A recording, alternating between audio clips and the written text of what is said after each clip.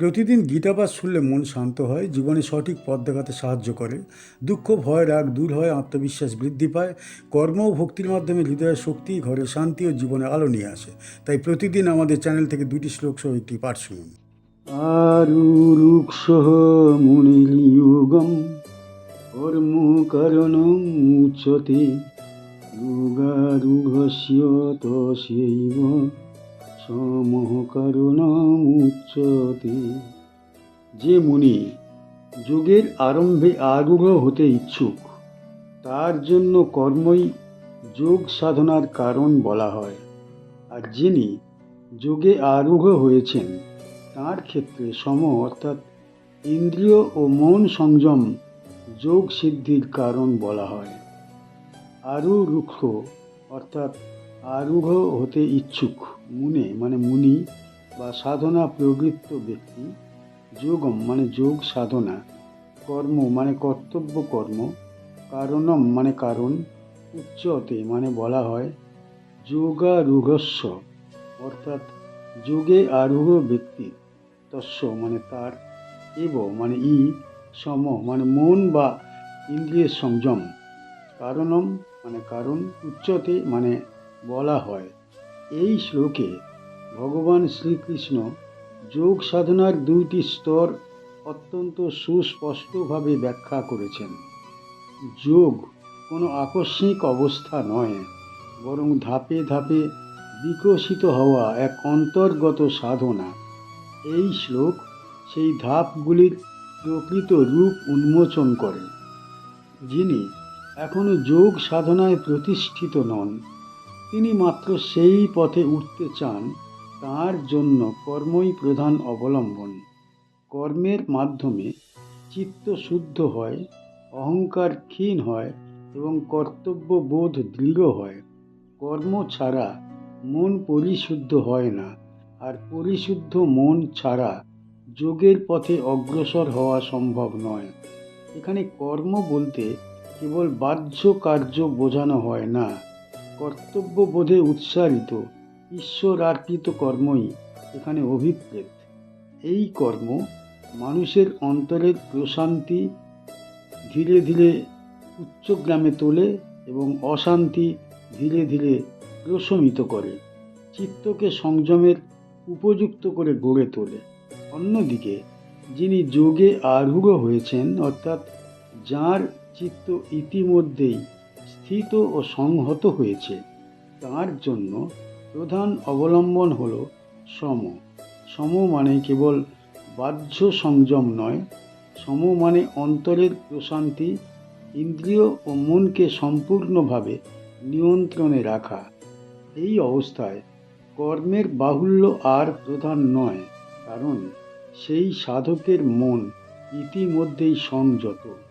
তার কাছে সমই যোগ সাধনার প্রধান সহায়ক হয়ে ওঠে। এই শ্লোক তাই দেখিয়ে দেয় যে যোগের পথে সকলের জন্যে একই বিধান প্রযোজ্য নয়। সাধনার স্তর অনুযায়ী পথের রূপ পরিবর্তিত হয়। শ্রীকৃষ্ণ এখানে অত্যন্ত সূক্ষ্মভাবে এক ভারসাম্য স্থাপন করেছেন। প্রারম্ভে কর্ম, পরিণতিতে সংযম, এই দুয়ের সমন্বয়ে যোগ সাধনা পূর্ণতা লাভ করে। এই শ্লোকটি কর্মযোগ ও ধ্যানযোগের সংযোগস্থলে অবস্থিত। পূর্ববর্তী শ্লোকগুলিতে শ্রীকৃষ্ণ সন্ন্যাস ও যোগের অন্তর্গত ঐক্য ব্যাখ্যা করেছেন। এই শ্লোকে তিনি সেই তত্ত্বকে ব্যবহারিক রূপ দিয়েছেন। অর্জুন তখন ভাবছিলেন কোন পথটি তার জন্যে উপযুক্ত। কর্মত্যাগ না করে কিভাবে যোগ সম্ভব, এই প্রশ্ন তার মনে প্রবল ছিল। শ্রীকৃষ্ণ এই শ্লোকের মাধ্যমে সেই সংশয়ের নিরসন করছেন। তিনি বোঝাচ্ছেন যে অর্জুনের মতো মানুষের জন্য, যিনি রাজকার্যে আবদ্ধ, কর্মই যুগের প্রথম ধাপ। যুদ্ধক্ষেত্রে কর্তব্য পালন করা তার সাধনা, কিন্তু সেই কর্ম করতে করতে যখন চিত্ত সংযত হবে, তখন সমই প্রধান হয়ে উঠবে। এই প্রসঙ্গে ভগবান যোগ সাধনাকে বাস্তব জীবনের সঙ্গে যুক্ত করেছেন। যজ্ঞে তিনি সংসার বিচ্ছিন্ন কোনো তত্ত্ব হিসাবে উপস্থাপন করেননি। এই শ্লোক থেকে আমরা কি শিখতে পারি? এই শ্লোক আমাদের জীবনের জন্যে অত্যন্ত বাস্তব ও গভীর শিক্ষা প্রদান করে। এটি জানিয়ে দেয় যে সাধনার পথ সকলের জন্য একরকম নয়। মানুষের মানসিক অবস্থার উপর নির্ভর করে সাধনার উপায় নির্ধারিত হয়। এই শ্লোক শেখায় যে প্রারম্ভিক অবস্থায় কর্ম ত্যাগ করা অনুচিত। কর্তব্য কর্মই তখন চিত্তশুদ্ধির মাধ্যম। কর্মের মধ্য দিয়েই মানুষ নিজের মনকে সংযমের উপযুক্ত করে তোলে। এই শ্লোক আরও বোঝায় যে সাধনায় অগ্রসর হলে বাহ্য কর্মের চেয়ে অন্তরের সংযম অধিক গুরুত্ব পায়। মন ও ইন্দ্রিয় নিয়ন্ত্রিত না হলে যোগ সিদ্ধি অসম্ভব। সব মিলিয়ে এই শ্লোক আমাদের জীবনে একটি চিরন্তন সত্য প্রকাশ করে।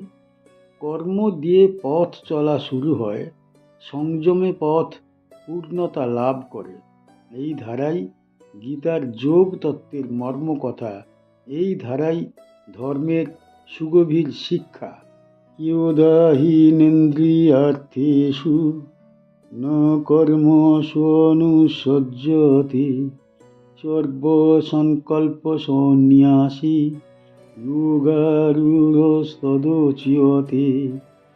যখন মানুষ ইন্দ্রিয় বিষয়ের সঙ্গে যুক্ত হয় না এবং কর্মের প্রতিও আসক্ত থাকে না, তখন যে ব্যক্তি সমস্ত সংকল্প ত্যাগ করেছে তাকে এই যোগে আরূঢ় বলা হয়। যদা মানে যখন, হি মানে নিশ্চয়ই, ন মানে না, ইন্দ্রিয়ার্থেষু মানে ইন্দ্রিয়ের বিষয়সমূহে, ন মানে না, কর্মসু মানে কর্মের মধ্যে, অনুসজ্জতে মানে আসক্ত হয়, সর্ব মানে সমস্ত, সংকল্প মানে বাসনা বা মানসিক পরিকল্পনা, সন্ন্যাসী মানে ত্যাগকারী, যোগারূঢ় মানে যোগে আরূঢ় ব্যক্তি, তদা মানে তখন, উচ্যতে মানে বলা হয়। এই শ্লোকে ভগবান শ্রীকৃষ্ণ যোগারূঢ় অবস্থার স্পষ্ট লক্ষণ নির্ধারণ করে দিচ্ছেন। যোগ সাধনার পথে আরূঢ় হওয়া মানে কেবল অনুশীলনের উচ্চ স্তরে পৌঁছানো নয়, বরং অন্তরের এক গভীর পরিবর্তন। সেই পরিবর্তনের লক্ষণ এখানে বর্ণিত হয়েছে। যখন মানুষের মন আর ইন্দ্রিয় বিষয়ের দিকে ধাবিত হয় না, তখনই যোগের প্রকৃত ভিত্তি স্থাপিত হয়। ইন্দ্রিয় বিষয় বলতে ভোগ, আকর্ষণ, সুখ লাভের আকাঙ্ক্ষা বোঝানো হয়েছে। যতক্ষণ মন এই বিষয়গুলির প্রতি চালিত হয়, ততক্ষণ চিত্ত অস্থির থাকে, যোগের স্থিতি লাভ হয় না। এই শ্লোকে কেবল ইন্দ্রিয় আসক্তির কথা বলা হয়নি, কর্মাসক্তির কথাও বলা হয়েছে। কর্ম করতে গিয়ে ফলের প্রতি আকর্ষণ থাকলে কিংবা কর্মের মধ্যে আত্মপরিচয় খোঁজা হলে সেই কর্ম বন্ধনের কারণ হয়ে ওঠে। যোগারূঢ় অবস্থায় পৌঁছাতে হলে কর্মের প্রতি আসক্তিও ক্ষয়প্রাপ্ত হতে হয়। শ্রীকৃষ্ণ এখানে অত্যন্ত গুরুত্বপূর্ণ একটি শব্দ ব্যবহার করেছেন, সর্বসংকল্প সন্ন্যাসী, অর্থাৎ যে ব্যক্তি সমস্ত সংকল্প ত্যাগ করেছে। সংকল্প মানে কেবল ইচ্ছা নয়, নিজের জন্যে কিছু পাওয়ার মানসিক পরিকল্পনা। যতক্ষণ এই সংকল্প বিদ্যমান থাকে, ততক্ষণ যোগ পূর্ণতা লাভ করে না। যোগারূঢ় ব্যক্তি সেই যিনি ইন্দ্রিয়, কর্ম ও সংকল্প এই তিনের বন্ধন থেকে মুক্ত। এই মুক্তি বাহ্য ত্যাগের মাধ্যমে নয়, অন্তরের বৈরাগ্যের মাধ্যমে ঘটে। এই অবস্থায় মন স্বাভাবিকভাবেই প্রশান্ত হয়ে ওঠে এবং ঈশ্বর চিন্তায় স্থিত হয়। এই শ্লোকটি পূর্ববর্তী শ্লোকগুলির স্বাভাবিক ধারাবাহিকতা, যেখানে শ্রীকৃষ্ণ যোগ সাধনার প্রারম্ভিক স্তর ও পরিণত স্তরের কথা বলেছেন। এই শ্লোকে তিনি যোগারূঢ় অবস্থার নির্দিষ্ট পরিচয় প্রদান করেছেন। অর্জুন তখন জানতে চাইছিলেন কবে একজন মানুষকে সত্যিকারের যোগী বলা যায়। এই শ্লোক তারই উত্তর। শ্রীকৃষ্ণ দেখিয়ে দিচ্ছেন যে যোগারূঢ় হওয়া মানে সংসার ত্যাগ করা নয়, বরং সংসারের মধ্যেই আসক্তি ত্যাগ করা। এই প্রসঙ্গে শ্রীকৃষ্ণ অর্জুনকে বোঝাচ্ছেন যে যুদ্ধ করলেও যোগ সম্ভব, যদি ইন্দ্রিয় বিষয় ও কর্মফলের প্রতি আসক্ত না হয়। এইভাবে কর্মযোগ ধীরে ধীরে ধ্যান যোগে পরিণত হয়। এই শ্লোক থেকে আমরা কি শিখতে পারি? এই শ্লোক আমাদের জীবনের একটি গভীর সত্য প্রকাশ করে। এটি জানিয়ে দেয় যে যোগ কোনো বাহ্য পরিচয় নয়, যোগ এটি অন্তর্গত অবস্থা। ইন্দ্রিয় বিষয় ও কর্মফলের প্রতি আসক্তি যত কমে, যোগের স্থিতি তত দৃঢ় হয়। এই শ্লোক আমাদের শেখায় যে প্রকৃত ত্যাগ মানে কিছু ছেড়ে দেওয়া নয়, বরং আকর্ষণের বন্ধন ছিন্ন করা। মন যখন আর বাহ্য বিষয়ের দিকে দৌড়ায় না, তখন স্বাভাবিকভাবেই প্রশান্তি আসে। এই শ্লোক আরও শিক্ষা দেয় যে যোগারূঢ় অবস্থা হঠাৎ আসে না। দীর্ঘ সাধনা, সংযম ও সংকল্প ত্যাগের মধ্য দিয়ে এই অবস্থা লাভ হয়। সব মিলিয়ে এই শ্লোক আমাদের জীবনের পথও নির্দেশ করে। ইন্দ্রিয় সংযম, কর্মাসক্তিহীনতা ও সংকল্প ত্যাগের মাধ্যমে মানুষ যোগে আরূঢ় হয়। এই অবস্থায় গীতার ভাষায় প্রকৃত যোগ সিদ্ধি, প্রকৃত আত্মস্থিতি ও প্রকৃত ধর্মজ্ঞান। আমাদের চ্যানেলের গীতা পাঠ কেমন হয়েছে, ব্যাখ্যা কেমন হয়েছে, আপনার কেমন লেগেছে কমেন্ট বক্সে অবশ্যই জানাবেন, এবং প্রতিনিয়ত গীতা পাঠ শোনার জন্য চ্যানেলটা অবশ্যই সাবস্ক্রাইব করে রাখুন। দেখা হচ্ছে পরের ভিডিওতে।